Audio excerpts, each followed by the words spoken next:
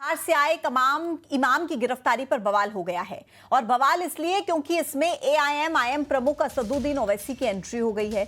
ओवैसी ने प्रशासन की कार्रवाई पर सवाल उठाए हैं। दरअसल पुलिस ने बिहार से आए इमाम को गिरफ्तार किया और वजह है मस्जिद में बिना सूचना दिए रुकना। खंडवा के एसपी का कहना है कि बिहार से आए इमाम अख्तर रजा शेख की सूचना पुलिस को नहीं दी गई, जो सरकारी आदेश की अवहेलना है और इसको लेकर बीएनएस की धारा 223 के तहत गिरफ्तार किया है। उधर असदुद्दीन ओवैसी ने गिरफ्तारी पर सवाल उठाए और पुलिस की कार्रवाई पर भी सवाल किए। ओवैसी का कहना है कि आर्टिकल 19 बड़ा या फिर बीएनएस की धारा 223। ओवैसी ने प्रशासन की तरफ से की गई इस कार्रवाई को गलत बताया है। तो वहीं ओवैसी के बयान पर बीजेपी का बयान आया। बीजेपी का दावा है कि बिहार में एसआईआर की प्रक्रिया चल रही है, ऐसे में वहां पर बाहरी लोग भाग रहे हैं वहां से, जो घुसपैठिए के रूप में वहां पर रह रहे थे। अब कांग्रेस का आरोप है कि जनता को डराया जा रहा है। देश का कोई भी नागरिक कहीं भी आ जा सकता है और इस तरह की कार्रवाई से ऐसा लगता है जैसे देश में आपातकाल जैसी स्थिति हो।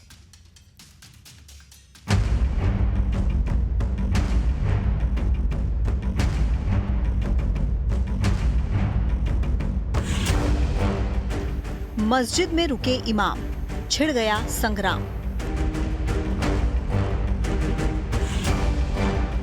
उनके द्वारा या वहाँ पे जो भी उनका मस्जिद का देखते हैं कार्यभार, उन्होंने कोई सूचना संबंधित थाने को नहीं दी थी।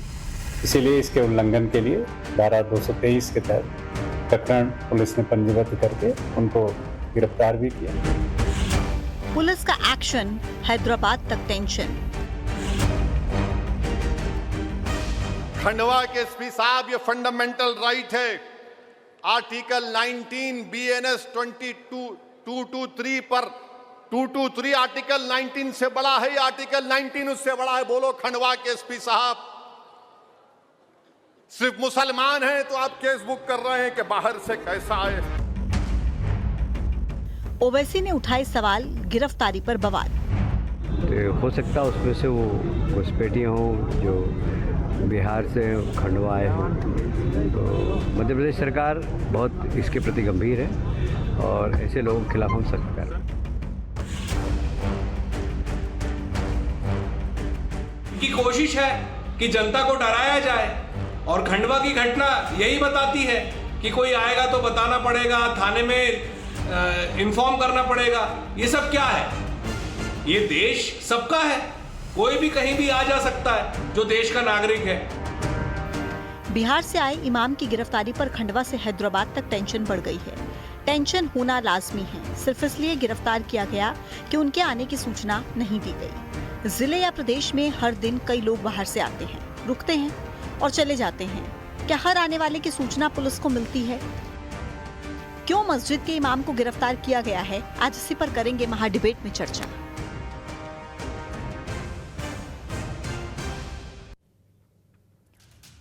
तो पुलिस ने मस्जिद की देखरेख करने वाले सदर हाजी हनीफ खान और इमाम अख्तर रजा शेख पर केस दर्ज किया है।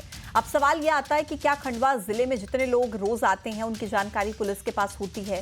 क्या होटल या फिर बाकी जगहों पर ठहरने वाले बाहरी लोगों की जानकारी पुलिस के पास है? अगर नहीं है तो फिर मस्जिद में रुके इमाम पर कार्रवाई क्यों?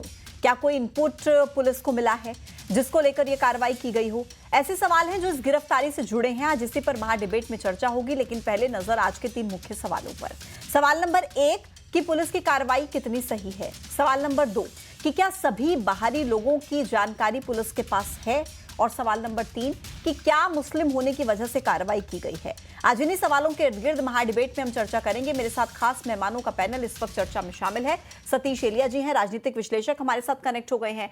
अनिल आनंद महाराज जी, हिंदू धर्म गुरु, हमारे साथ कनेक्ट हो गए हैं। डॉक्टर राम पांडे, कांग्रेस के प्रवक्ता, हमारे साथ कनेक्ट हैं। अजय धवले जी, बीजेपी के प्रवक्ता, हमारे साथ कनेक्ट हैं। साजिद रशीदी जी, मौलाना, हमारे साथ कनेक्ट हो गए हैं। आप सभी का बहुत बहुत स्वागत है। अजय धवले जी, पहले सवाल के साथ आपके साथ शुरुआत करते हुए कि अगर कोई इमाम मस्जिद में ठहरे हैं तो क्या ये अपराध हो गया? और क्या पुलिस के पास हर एक व्यक्ति की जानकारी है जो हर रोज प्रदेश में या शहर में आते जाते हैं? तो फिर इमाम पर यह कार्रवाई किस आधार पर की गई? जी देखिए पूजा जी, पूरे विषय को पॉलिटिसाइज करने की जगह हम देश में जो प्रचलित कानून है, हमारी जो न्याय व्यवस्था है देश में, उन प्रचलित कानूनों के आधार पर यदि वहां के डिस्ट्रिक्ट मजिस्ट्रेट ने या पुलिस प्रशासन ने कोई आदेश निकाला है तो उस आदेश का पालन करना वहां पे जो जितने भी नागरिक है उनका सबका कर्तव्य है। सेक्शन 223 बीएनएस का ये प्रोवाइड करता है कि disobedience of order duly promulgated by public servant, यदि किसी पब्लिक सर्वेंट ने एक आदेश निकाला है कि आपको बाहरी व्यक्तियों के आने की सूचना देनी है, तो निश्चित रूप से वो सूचनाएं देने की आवश्यकता है।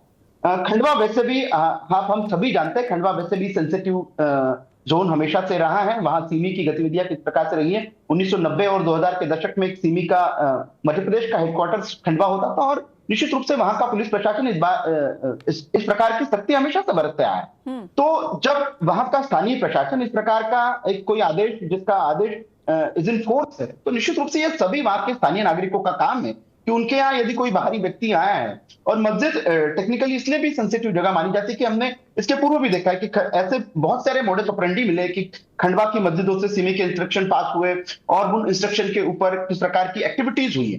तो जो संदिग्ध आतिवादी गतिविधियां हैं उसको कहीं ना कहीं रोकथाम के लिए इस प्रकार की इस प्रकार के आदेश इज इन फोर्स होते हैं। अब रहा दूसरा विषय कि क्या भारत का नागरिक दूसरे राज्य में इस प्रकार से ट्रैवल नहीं कर सकता? निश्चित रूप से ट्रैवल करता है। आर्टिकल 19 जिस प्रकार से ओवैसी साहब ने एक प्रश्न खड़ा किया कि article 19 freedom, protection of freedom, certain freedom provide करता है हमारा संविधान।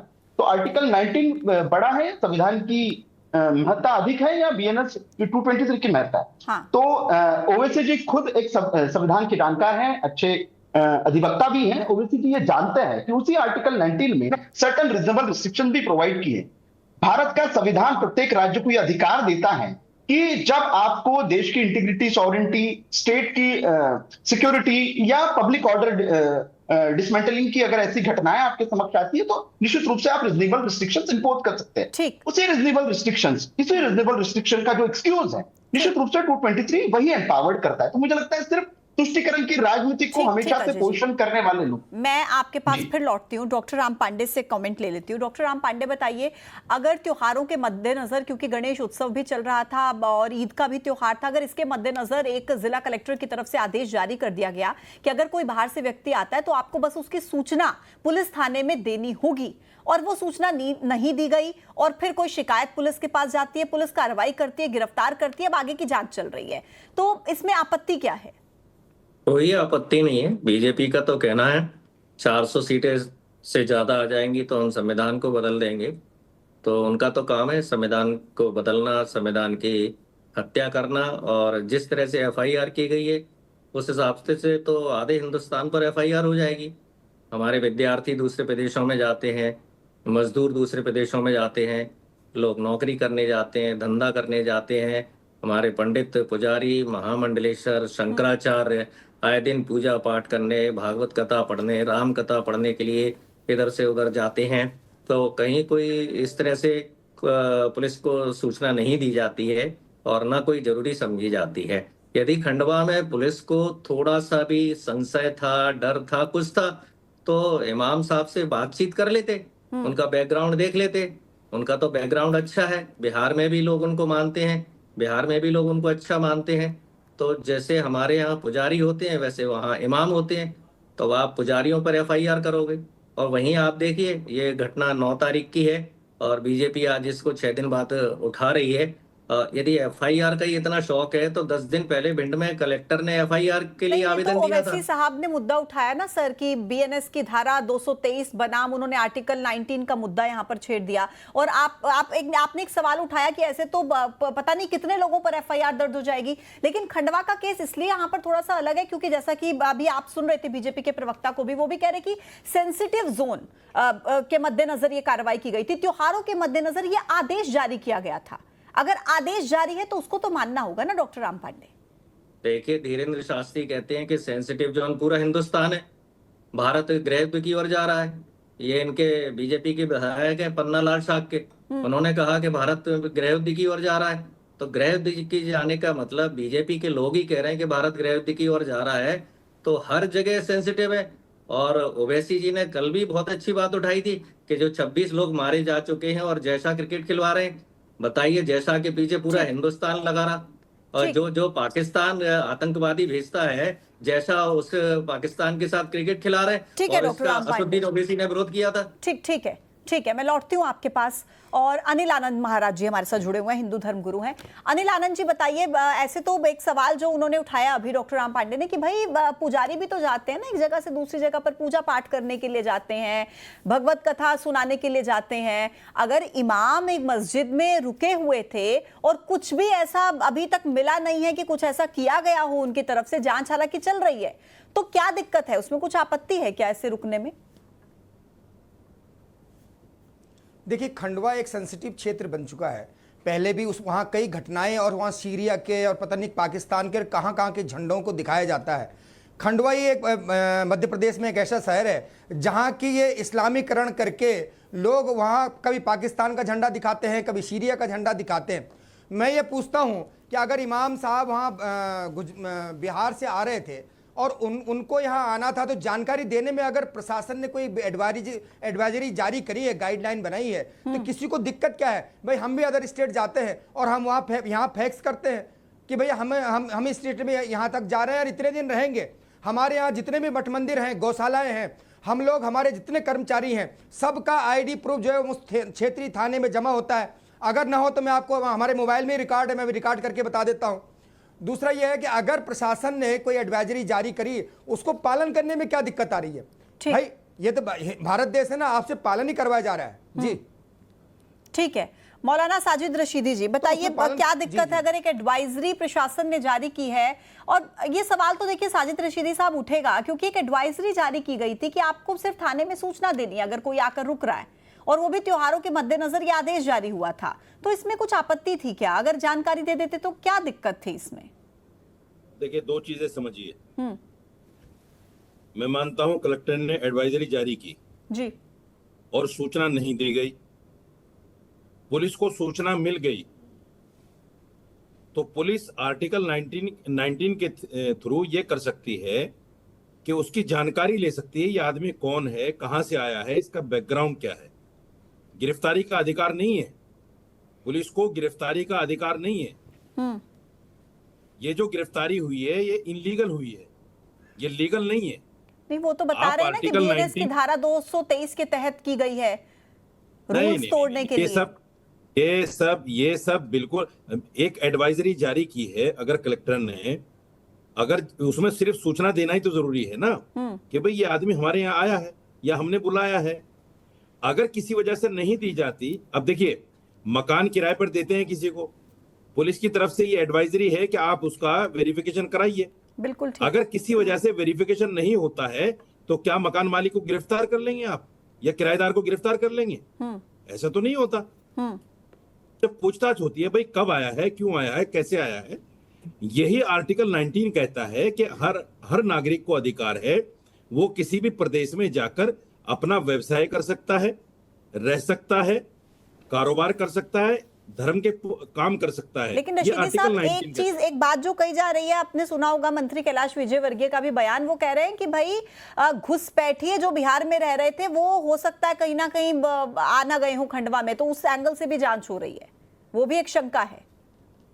देखिए मैं फिर कहता हूं, शंका का मतलब गिरफ्तारी नहीं होता कि आप किसी व्यक्ति को गिरफ्तार करके उसकी जांच करोगे। इसका क्या मतलब हुआ? आप उसकी जांच की इंटेलिजेंस क्यों है आपके पास?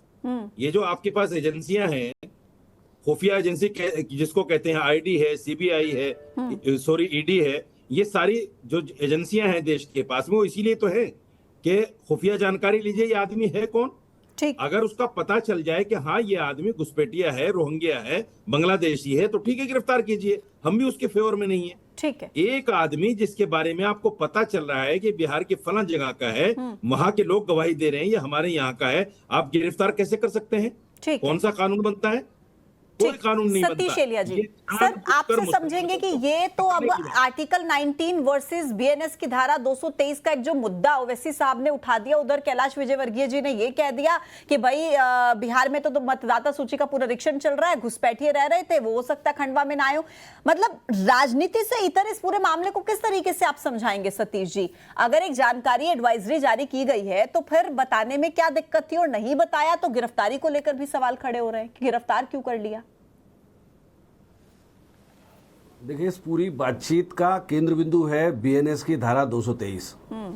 ठीक है, बीएनएस की धारा 223 ये कहती है कि इस धारा के तहत किसी व्यक्ति के खिलाफ अगर कोई आप मामला दर्ज कर रहे हैं तो पहले उसको सुनवाई का मौका देना पड़ेगा, उसको सुनवाई का अवसर देना पड़ेगा, उससे पूछना, उसको बताना पड़ेगा कि उसके खिलाफ केस क्यों दर्ज कर रहे हैं। अगर उसका जो उत्तर है, जो जानकारी आपको लग रही है कि उसका उल्लंघन कर रहा है वो, तब आप उसको गिरफ्तार कर सकते हैं। तो एक तो इस केस में ये स्पष्ट बिल्कुल भी नहीं है कि 223 बीएनएस जो एडवाइजरी जारी की हुई है कलेक्टर ने, उसका उल्लंघन कैसे हो गया, ये तो साबित कहीं से नहीं होता। नहीं, एसपी साहब ने ये कहा ना सर, और दूसरी बात, हम उसके एडवाइजरी का साथ पालन नहीं किया, रूल्स तोड़े हैं। नहीं, एडवाइजरी में वो बीएनएस क्या कह रही है, एडवाइजरी अलग चीज है। बीएनएस क्या कहता है? बीएनएस ये कहता है कि उस व्यक्ति को जिसके खिलाफ आप केस दर्ज है, उसको सुनवाई का मौका दिए बिना आप केस दर्ज नहीं कर सकते। बीएनएस पढ़िए आप, बीएनएस ये कह रही है। दूसरी बात रही खंडवा की सेंसिटिव होने की, तो निश्चित रूप से सेंसिटिव है। सिमी का गढ़ रहा है और बार बार वहां दंगे होते हैं और भारत विरोधी गतिविधियों की कई घटनाएं हुई हैं, लेकिन इस वजह से हम किसी व्यक्ति को गिरफ्तार नहीं कर सकते। और बैरिस्टर ओवैसी जो बात कह रहे हैं कि जो संविधान का आर्टिकल 19 है वो व्यक्ति को चलने फिरने का पूरे देश में कहीं आने जाने की आजादी देता है। मान लीजिए मैं से जैसे मैं दिल्ली जाता हूं या कहीं भी जाता हूं तो मैं तो कहीं किसी थाने में सूचना नहीं देता।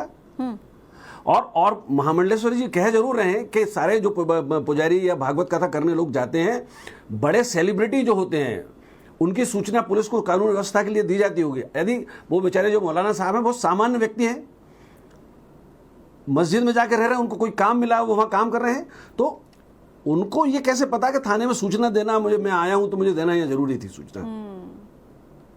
अगर आपको कोई व्यक्ति की गतिविधि संदिग्ध लगती है तो पुलिस को यह बताना चाहिए कि ये गतिविधि इस व्यक्ति की, सिर्फ ये कहकर कि एडवाइजरी जारी थी और उसका पालन नहीं हो तो हम उसको गिरफ्तार कर रहे हैं। मुझे लगता है कि ये इस तरह की गतिविधियां नहीं होनी चाहिए। निश्चित रूप से संवेदनशील जगह है वो खंडवा, इतिहास ये बताता है। इसके बावजूद जो जिन मौलाना साहब को वो जिनके खिलाफ मामला दर्ज किया गया है, एफआईआर है, तो पहले हमको बताना पड़ेगा कि आखिर उन पर संदेह क्या है और क्या बीएनएस का पालन किया गया है इस मामले में। बीएनएस जो कहती है 223, ठीक है सर, इस पर विचार करना चाहिए हमें। ठीक सर। अजय जी बताइए, देखिए अब कई तरह के सवाल खड़े हो रहे हैं और इस बीच एक बिल्कुल क्लियर सा सवाल मैं आपसे ये पूछना चाहती हूँ कि क्या मुस्लिम होने की वजह से इमाम पर ये इस तरीके का एक्शन हुआ है? क्योंकि ओवैसी साहब जिस तरीके की बातें कह रहे हैं और अभी आपने हमारे जो तमाम मेहमान हैं उनकी बातों को भी सुना कि कुछ क्लियर नहीं है। बीएनएस की धारा के तहत क्यों कर दिया गई, इस तरीके से गिरफ्तार क्यों कर लिया गया? मौका तो देते, कुछ गलत थोड़ी ना कर रहे थे। देखिए पूजा जी, यही फिर से विषय आ जाता है कि क्या हम तुष्टीकरण की राजनीति को पोषित करना चाह रहे हैं या हम देश में जो प्रचलित कानून है उसका पालन करवाना चाह रहे। विषय बहुत सिंपल सा था। एक एडवाइजरी जिसको हम कहेंगे कि पब्लिक सर्वेंट द्वारा एक आदेश प्रचलन में था, उसका पालन करना 223 बीएनएस की धारा, उसका पालन करना वहां के सभी नागरिकों के लिए बाध्यकारी है। अब आता है विषय कि क्या उन्होंने जानकारी नहीं दी और उन्हें अपॉर्चुनिटी नहीं दी, तो निश्चित तौर पे जब भी 223 में किसी को बुक किया जाता है तो निश्चित रूप से उसको एक प्रॉपर चांस दिया जाता है, उसका भी पक्ष आता है, उसके बाद उसको बुक किया जाता है। ऐसे ही किसी को उठाकर जेल में नहीं डाला जाता। दूसरा जो एक विषय आता है कि इस पूरे देश में हम कहीं पे भी घूम सकते, निश्चित तौर पे हमारा देश के संविधान का आर्टिकल 19 हमें ये फ्रीडम देता है, लेकिन उस फ्रीडम को हमारे संविधान ने स्पष्टता के साथ में कहा है कि ये फ्रीडम एब्सोल्यूट नहीं है, इसके लिए कुछ रिस्ट्रिक्शंस है। स्टेट को एम्पावर किया गया है। आर्टिकल 19 के क्लॉज 2 के बाद में जितने भी रिस्ट्रिक्शंस, रीजनेबल रिस्ट्रिक्शन इंपोज किए गए, वो कैटेगोरिकली राज्य सरकारों को, स्टेट को एम्पावर करते हैं कि देश की हम कहेंगे कि संप्रभुता, सॉवरेंटी, इंटीग्रिटी, देश की सुरक्षा, इस पे यदि सवाल आता है तो निश्चित रूप से राज्य सरकारें अपने अपने प्रचलित नियमों के तहत कार्रवाई कर सकती हैं। लेकिन यहाँ पर अजय जी, यहाँ पर इस केस में क्या जो इमाम है उनको कोई मौका दिया गया? उनको तो सीधे गिरफ्तार कर लिया गया ना। वो तो ही जानते पूजा जी, हैं। हाँ। पूजा जी, मैंने आपको पहले ही बताया कि 223 में यदि किसी व्यक्ति को बुक किया जाता है, 223 की यदि कार्रवाई हुई तो निश्चित तौर पे उसका भी पक्ष उस पूरे प्रकरण में लिया गया होगा। उसी के तहत disobedience of public servant order ये स्पष्टता के साथ में कहता है कि ये प्रशासन के पास में अधिकार है उसको जेल में डालने का। अब जेल में डालना है तो उसको यह भी अधिकार है कि वो बेल भी ले सकता है। लेकिन सारे विषय को यदि सिर्फ हम धर्म की दृष्टि से देखें कि देश की न्याय व्यवस्था ने अगर कुछ हमारे नियम कानून बनाए, उन नियम कानूनों का पालन करना सभी देश के नागरिकों का हमारा प्रथम काम है। बोल रहे हैं कि धर्म की दृष्टि से इस पूरे मसले को ना देखा जाए, ये कानून का उल्लंघन हुआ है, उसके तहत कार्रवाई हुई है और उसी तरीके से इसको देखिए, तुष्टीकरण की राजनीति मत कीजिए। देखिए, तुष्टीकरण की राजनीति तो हमने कल देखी थी। सारा देश विरोध में था पाकिस्तान के और भारतीय जनता पार्टी आरएसएस पाकिस्तान के समर्थन में थी। आप देखिए, हर पार्टी, हर देशवासी ने पाकिस्तान के मैच का विरोध किया, लेकिन भारतीय जनता पार्टी ने, आरएसएस ने समर्थन किया। जय शाह ने वहां बैठकर मैच देखा। जय शाह ने पाकिस्तान के इसी मुद्दे पर अगर आप एक रिएक्शन फटाफट से दे पाते, क्योंकि मेरे पास समय की कमी है, अगर आप पूरी भूमिका बांधेंगे तो। दूसरा, एडवाइजरी की हम बात करें तो हर इंसान पर एफआईआर हो जाएगी। ठीक। एडवाइजरी के हिसाब से तो हर इंसान को लेफ्ट में चलना चाहिए। अभी कभी कोई गलती से राइट में चल देगा तो उस पर एफआईआर हो जाएगी। और खंडवा को बदनाम करने का प्रयास किया जा रहा है। खंडवा प्रसिद्ध है ओंकारेश्वर के कारण। खंडवा मुझे 30 सेकंड के लिए इंटरवन करना